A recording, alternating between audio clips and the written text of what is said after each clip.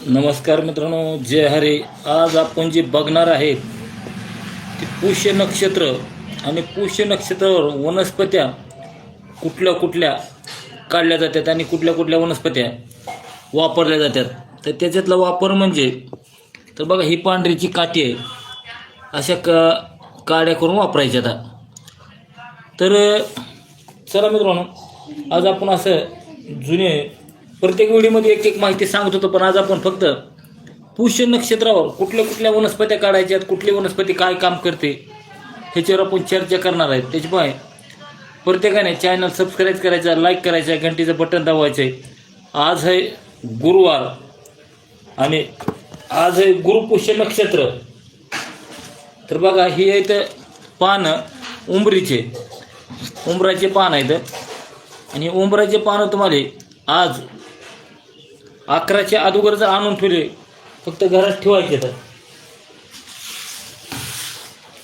हो का, हे 11 पानं आणून ठेवायचे. तर 11 पानं पूजेत आणून ठेवल्यानंतर तुम्हाला घरामध्ये सुख समाधाने, घरातली निगेटिव्ह ऊर्जा, घरामध्ये पैसा टिकत नाही, घरामध्ये भरपूर काही अशी नकारात्मक ऊर्जा भरून राहिलेली ही निघून जायला मदत होते. तर ही तुम्हाला बॅक कॅमेऱ्यानं मी दाखवतोय की ही पानं कशी आहेत. हे बघा, असे उंबराचे पान आहेत हे. आणि मित्रांनो, उंबराचे पानं एवढे मस्त काम करतात.